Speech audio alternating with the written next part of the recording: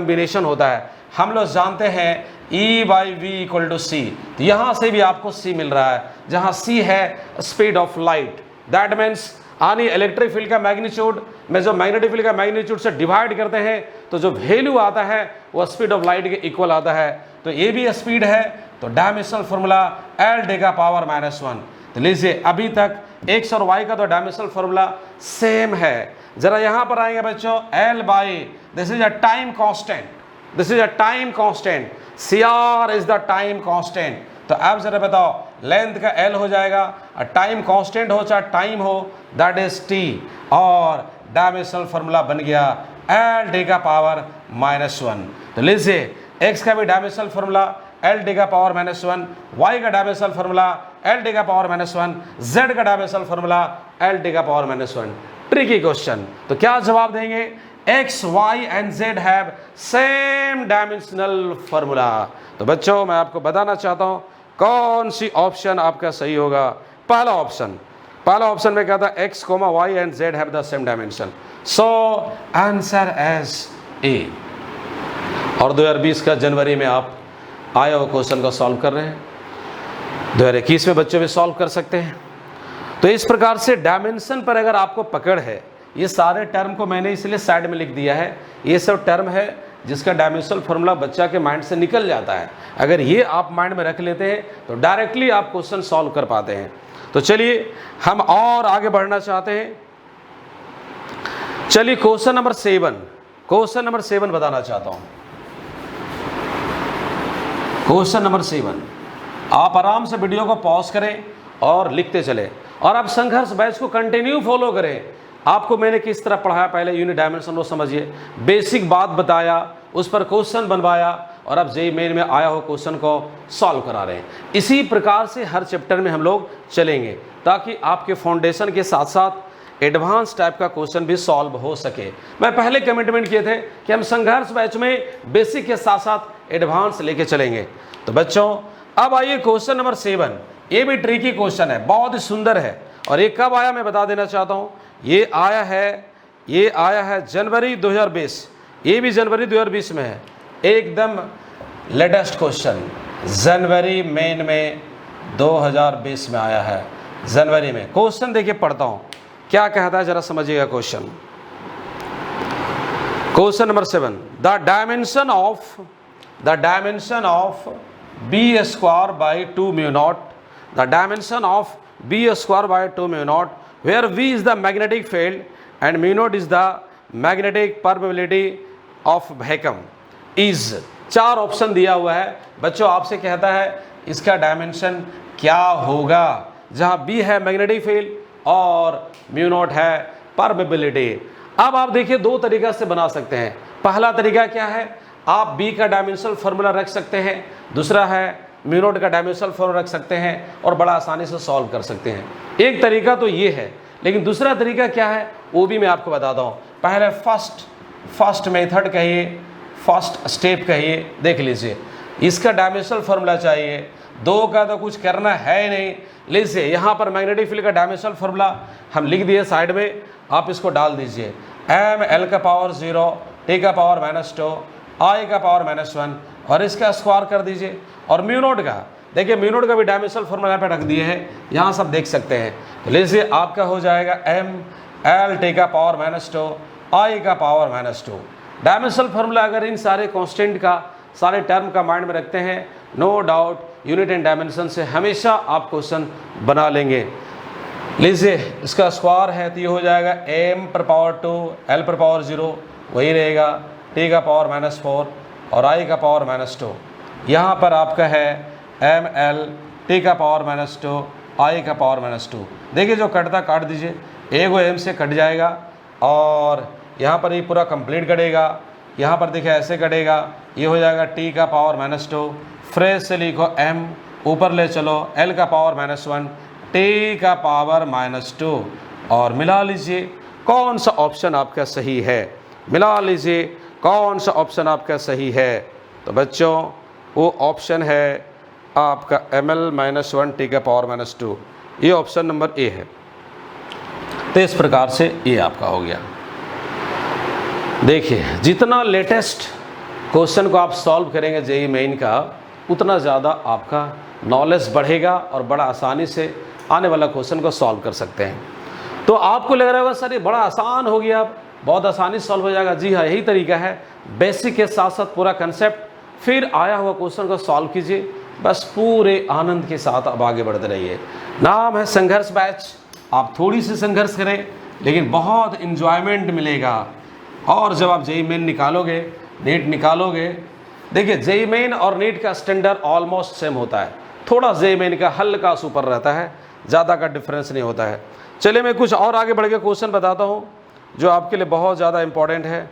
चलिए एक क्वेश्चन बना रहे हैं 12 नंबर, इसके बीच वाला भी आप बनाएंगे।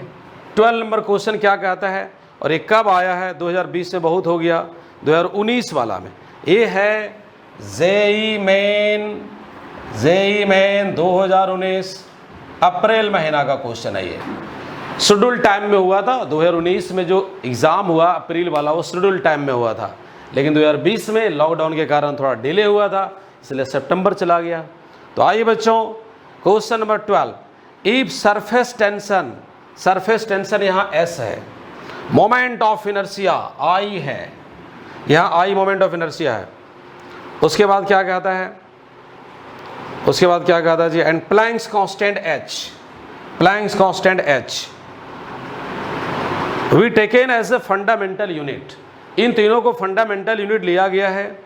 Dimensional formula of linear momentum का डायमेंशनल फार्मूला, चलो लीनियर मोमेंटम को P कह देता हूँ।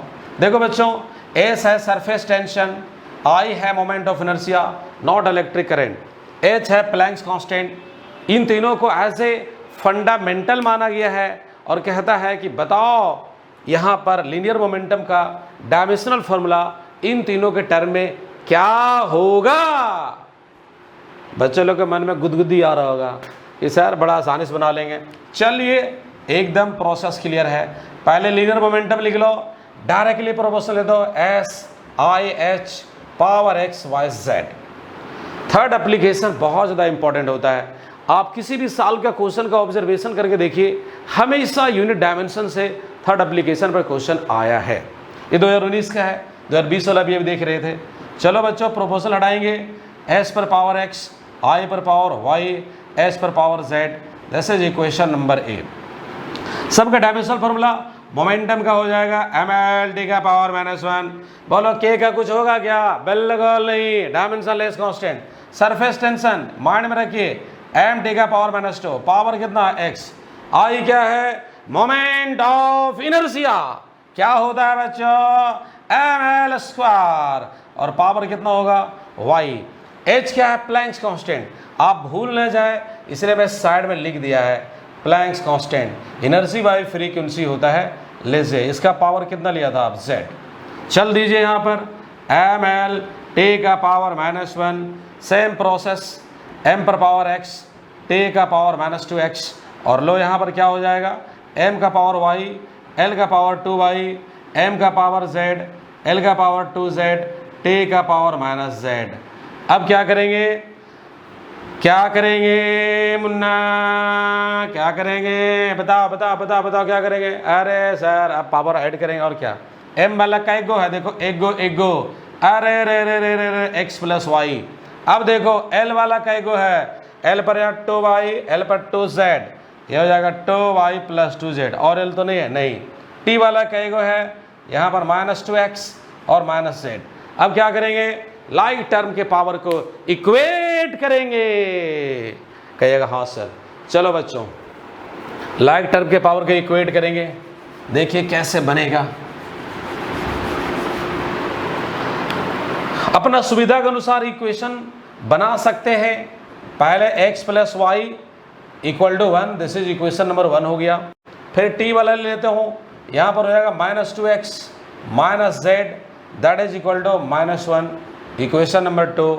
और यहाँ पर कितना भाई, ये है 2 वाई प्लस 2 जेड, और l का वैल्यू कितना है, दिस इज इक्वेशन नंबर 3। इन तीनों को सॉल्व करेंगे और x y z का वैल्यू हम लोग निकालेंगे और फिर a में ला के डाल देंगे। देखिए क्या होगा, इन दोनों से आप जरा देख लीजिए, इसमें 2 से मल्टीप्लाई कर देता हूँ तो ये हो जाएगा 2x plus 2y that is 2, और यहाँ पर minus 2x minus z equal to minus 1, add कर दो, ये कैंसिल हो जाएगा। अरे उसमें जेड है, फालतू वाला काम हो गया, फालतू वाला काम हो गया, कहीं इक्वेशन गलत तो नहीं कर दिया भाई। यहाँ 2y प्लस 2 जेड है, ठीक है एल वाला, और माइनस 2x माइनस जेड है, और अच्छा थोड़ा सॉल्विंग प्रोसेस लंबा जाएगा और क्या। चलो ऐसा करते हैं, इन दोनों पहले सॉल्व कर लेते हैं। तो यहाँ से हमारा x कट जाएगा, इसमें 2 से मल्टीप्लाई करता हूँ, 2x plus 2y that is equal to 2, minus 2x minus z equal to, ये कट जाएगा तो कितना होगा 2y minus z equal to 1, this is equation number 4। अब क्या करो, इक्वेशन 3 और इक्वेशन 4 को सॉल्व कर दो। थोड़ा इक्वेशन यहाँ सॉल्व करना पड़ रहा है, तो लीजिए अब आपका 3 और 4 में देख लीजिए बच्चा, 2y plus 2 Z equal to 1 है, और यहाँ पर है 2y minus z equal to 1। ऐसा करते हैं माइनस प्लस माइनस, ये कट जाएगा। लीजिए अब आपका आ चुका है, ये हो जाएगा 3z equal to 0, 3z equal to 0। तो लो बच्चों z इक्वल टू क्या आ गया, 0। चलो z आपका आ गया, अब फटाफट सॉल्व हो जाएगा, अब फटाफट सॉल्व हो जाएगा। मैं इधर मिटाऊँ क्या, मिटाते हैं इधर, इक्वेशन ये नहीं मिटा रहे ताकि ज़रूरत पड़ेगा तो वहाँ रखेंगे। z आ गया, तो आप चलिए फ्रॉम टू से चलो, यहाँ से देखो 2 में हमारा क्या है माइनस 2x, z का वैल्यू आया 0, इधर minus 1, minus 2x equal to minus 1, minus minus cut गया और इधर आ गया x इक्वल टू 1/2। चलो x आ गया, z आ गया, अब क्या निकालना है, अब y निकालना है। इधर चले, इधर चलता हूँ। तो लेसे हम चलना चाहते हैं फ्रॉम वन, x कितना लाए 1/2, यहाँ y दैट इज 1, ये कितना आएगा 1/2, x निकल गया, y निकल गया, z निकल गया। अब कहाँ रखेंगे बच्चों बताओ, क्यों नहीं इक्वेशन ये मिटा रहे थे, कहाँ रखेंगे बच्चों बताओ। आप कहेंगे सर समझ चुके हैं, देखो इसको मिटा रहा हूँ, रफ कर रहा हूँ। यहाँ से चलेंगे फ्रॉम ए देखिए क्या होगा, ये हो जाएगा p इक्वल टू k, और s पर पावर x था, आपने लाया हाफ, और क्या था बच्चों i पर पावर y था, y का कितना लाया हाफ, और क्या था जी, और क्या था जी, और कहाँ गया, h का पावर z था, उसका वैल्यू कितना लाया 0, ये ऑप्शन ढूंढ लीजिए। और वहाँ पे टिक मार दीजिए। समझ रहे बच्चों? तो इसमें थोड़ा इक्वेशन सॉल्व करना पड़ गया। ये 2019 का जेईई मेन का था। मैं समझता हूँ अगर इन सारी बातों को आप सीखें और समझें तो निश्चित रूप से आप में कॉन्फिडेंस बिल्डअप हो जाएगा। और मैं दावा करता हूँ कंटिन्यू फॉलो करो, जेईई मेन भी हो जाएगा। चलो बच्चों, अब अगले क्वेश्चन की ओर आगे बढ़ता हूँ। अगले क्वेश्चन की ओर आगे बढ़ता हूँ। तो ये संघर्ष बैच का यूनिट डायमेंशन का आज लास्ट लेक्चर है और मुझे लगता है इन सारे लेक्चर को आप कंटिन्यू देख लें, प्ले लिस्ट में जाएं और संघर्ष बैच को क्लिक करें तो आपको सारा लेक्चर मिल जाएगा। तो आप अंदाज़ा लगा लेंगे कि हाँ, अब हम यूनिट डायमेंशन का क्वेश्चन छोड़ने वाले नहीं हैं। चलो बच्चों, कुछ और 2019 का क्वेश्चन को सॉल्व करते हैं। बहुत ही सुंदर क्वेश्चन है, क्वेश्चन नंबर 14। ये कब आया है? ये आया है 2019 के जनवरी में। अच्छा, पहले क्वेश्चन रीड कर रहे हैं, ध्यान से सुनेंगे आप। Expression for time, expression for time in terms of G, capital G gravitational constant, H Planck's constant and C speed of light is proportional to time proportional Z H C power x y z। 4 go option दिया हुआ है और आपको ढूंढना है कौन सही होगा। कहानी वही है। चलो भाई, यहाँ पर होगा K, G का पावर x, H का पावर y, C का पावर z। अब चल दीजिए। चलो, टाइम का डायमेंशनल फार्मूला ऐसा लिख सकते हो, m पर 0, l पर 0, t पर 0 नहीं, t तो रहेगा ही, और k का कुछ नहीं। इसका क्या होता है? m-1 l क्यू t पर पावर -2, यही होता है। मैंने मिटा दिया, देख लेना। और इसका पावर x है और यहाँ पर देखिए प्लैंक्स कांस्टेंट ml² t का पावर -1 और power y। c speed of light है, l t का पावर -1 पावर z। ध्यान रहे, अगर डायमेंशनल फार्मूला रखते समय मिस्टेक हो गया तो आपकी सफ़र की कहानी लास्ट में बहुत बुरा लगेगा, क्योंकि आंसर नहीं मिलेगा। इसलिए ध्यान लगाना बच्चों, डायमेंशनल फार्मूला सही होनी चाहिए। और मैं आगे बढ़ता हूँ, देखते रहिएगा कैसे बनेगा। सेम कहानी, पावर आ जाएगा m का पावर y, l का पावर 2y, t का पावर -y, l का z, t का -z। लीजिए एकदम बस बढ़ते जाइए, m0 l0 t, और यहाँ क्या होगा? m का पावर कितना हो जाएगा बताओ तो? यहाँ -x है और m का पावर y। अब l वाला कहानी देखो, 3x प्लस 2y और प्लस z। t का कहानी बताओ, यहाँ पर -2x -z। अब हम लोग क्या करेंगे? अब हम लोग इक्वेट करेंगे, इक्वेटिंग द पावर। अपना सुविधा अनुसार से काम कर लो बच्चों। यहाँ देखिए -x + y that is equal to 0, equation 1। फिर ये वाला ले लो, -2x -z equal to 0, equation number 2। फिर आप l वाला ले लो, 0 नहीं यहाँ पर है, t का पावर 1 है। अब l वाला ले लो तो आपके पास हो जाएगा 3x + 2y + z equal to 0। अब क्या करेंगे? फिर हम लोग तीनों इक्वेशन को सॉल्व करेंगे और बड़ा आसानी से x, y, z का वैल्यू लाएंगे। और बच्चों, इस प्रकार से आप जेईई मेन का क्वेश्चन को सॉल्व कर रहे थे और मैं इस लेक्चर को यहीं पे समाप्त करना चाहता हूं और ये उम्मीद के साथ कि निश्चित रूप से आगे आप जेईई मेन नीट का क्वेश्चन सॉल्व करेंगे। Thank you so much.